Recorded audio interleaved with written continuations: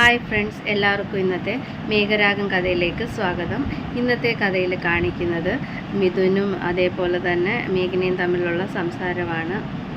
മേഘനെ പൈസ ഉണ്ടാക്കാൻ ഹെൽപ്പ് ചെയ്യാമെന്ന് മിഥുൻ പറയുന്നുണ്ട്. പക്ഷേ അതൊന്നും അവൾ കേൾക്കുന്നില്ല.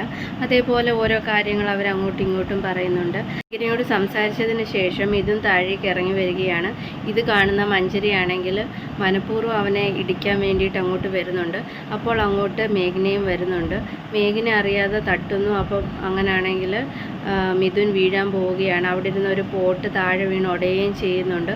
അതിൽ ജസ്റ്റ് കാല് കയറേണ്ടതാണ്. പെട്ടെന്ന് മേഘനെ പിടിച്ച് മാറ്റുന്നുമുണ്ട്. ഈ ഇൻസിഡൻറ്റ് കാണുമ്പോൾ അവിടോട്ട് മിഥുൻ്റെ അമ്മ വരുന്നുണ്ട്. എന്നിട്ട് മേഘനെ ശകാരിക്കുകയാണ്. എല്ലാത്തിനും കാരണം നീയാണ്. അവൻ്റെ ജീവിതത്തിൽ, മിഥുൻ്റെ ജീവിതത്തിൽ എന്ത് മോശം ഉണ്ടാകുന്നതെല്ലാം കാരണം നീ തന്നെയാണെന്നൊക്കെ പറയുകയാണ്. പക്ഷേ അത് അങ്ങനെയല്ല എന്നുള്ള രീതിയിലൊക്കെ തിരിച്ച് മേഘനയും സംസാരിക്കുന്നുണ്ട്. പക്ഷേ അതൊന്നും ആരും ചെവിക്കൊള്ളുന്നില്ല.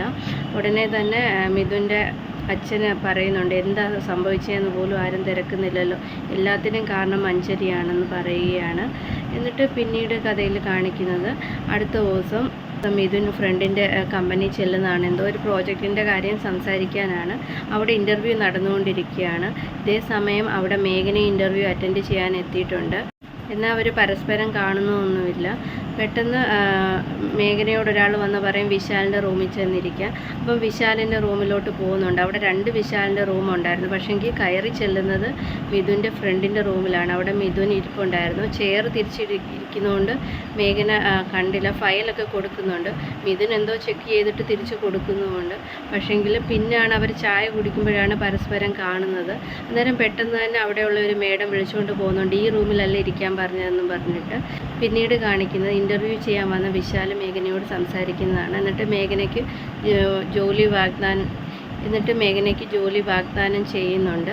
അപ്പോൾ അവൾ ഹാപ്പി ആകുകയാണ്. എന്നിട്ട് പറയുന്നുണ്ട്, കുറച്ച് ജോലിയുണ്ട് ലൈബ്രറിയിലും, അതെല്ലാം അവിടെയുള്ള ബുക്കെല്ലാം പൊടിയില്ലാതെ നോക്കണം, അതൊന്ന് കാണിച്ചു തരാമെന്ന് പറഞ്ഞിട്ട് അവളെ കൂട്ടിക്കൊണ്ട് പോവുകയാണ്. ലൈബ്രറി ചെല്ലുമ്പോൾ മേഘനയോട് വിശാൽ പറയുന്നുണ്ട്, ഈ ഡോറൊന്ന് ക്ലോസ് ചെയ്തേക്കാം. എന്നിട്ട് അവർ ക്ലോസ് ചെയ്ത് വരുന്നുണ്ട്. എന്നിട്ട് ആ ബുക്കൊക്കെ കാണിക്കുന്നുണ്ട്. അവിടെ ഇരുന്ന് ഒരു ഏണി എടുത്ത് കൊടുത്തിട്ട് അവളോട് പറയുന്നുണ്ട്, ഈ ബുക്കൊക്കെ ഒന്ന് കറക്റ്റായിട്ട് അടുക്കി വെക്കുക. എന്നിട്ട് ബുക്ക് അടുക്കി വെക്കാൻ വേണ്ടി മേഘന ആ ഏണിയിൽ കയറുകയാണ്. ഏണിയിൽ കയറുമ്പോൾ ആ ഏണി തട്ടിയിട്ടിട്ട് അവളെ താഴെ വീഴ്ത്തുകയാണ്. എന്നിട്ട് താഴെ വീഴാൻ പോകുമ്പോൾ അവളെ പിടിക്കാൻ വേണ്ടിയിട്ടാണ് അവൻ അങ്ങനെ ചെയ്യുന്നത്. എന്നിട്ട് അവളോട് പറയൂ എൻ്റെ ദേഹം മുറിഞ്ഞെന്നുള്ള രീതിയിൽ. അപ്പോൾ അവൾ കയ്യിലെല്ലാം പിടിച്ച് നോക്കുകയാണ് എവിടെയാണ് മുറിഞ്ഞെന്ന്. എന്നിട്ട് പുള്ളി പറയുന്നുണ്ടില്ല, എൻ്റെ കയ്യിലല്ല, എൻ്റെ ഹൃദയത്തിലാണ്. എന്നിട്ട് അവളോട് മോശമായിട്ട് പെരുമാറുകയാണ്. അത് അവൾക്ക് മനസ്സിലാവുന്നുണ്ട്. അവൾ ഒച്ച വെക്കുന്നുണ്ട്. പക്ഷേങ്കിൽ ആരും കേൾക്കുന്നില്ല. എന്നിട്ട് അവൾ ഇറങ്ങി ഓടുകയാണ്. വെളിയിൽ വന്നിട്ട് അവിടെ ഉള്ള എല്ലാ സ്റ്റാഫിനോടും ഈ കാര്യം പറയുന്നുണ്ട്. പക്ഷേങ്കിൽ അന്നേരം അവിടെ വിശാൽ വന്നിട്ട് അങ്ങനല്ല കാര്യം, ഞാൻ ഫൂട്ടേജ് കാണിക്കുക, അതിൽ നോക്കി ഇവളാണ് ഡോറെല്ലാം ക്ലോസ് ചെയ്തത്. പക്ഷേ ബാക്കിയുള്ള കട്ടിങ് ഒന്നും കാണിക്കുന്നില്ല. അവൾ വീഴുന്നത് എല്ലാം കാണുന്നുണ്ട്. അതെല്ലാം അവൾ മനഃപൂർവ്വം ചെയ്തതാണെന്നൊക്കെ പറയുകയാണ്. അവളെ ഒരു മോശപ്പെട്ട പെണ്ണാക്കുകയാണ്.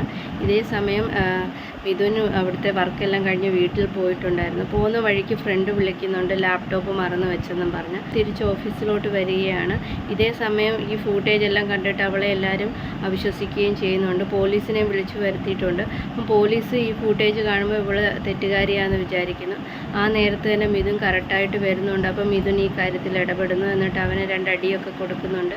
എന്താ സംഭവിച്ചതെന്നുള്ള കാര്യങ്ങളെല്ലാം അവൾ പറയുന്നുണ്ട്. അപ്പം മിഥുൻ പിന്നെയും പറയുന്നുണ്ട്, ആ ഫൂട്ടേജ് എനിക്ക് കാണാമെന്ന്. അപ്പോൾ അത് കാണുമ്പോൾ അതിലൊരു ഭാഗത്ത് ആ ഏണി അവൻ തട്ടിയിടുന്ന ഒരു ഫൂട്ടേജ് ഉണ്ടായിരുന്നു. അതെല്ലാവരും മിസ് ചെയ്യുന്നുണ്ട്.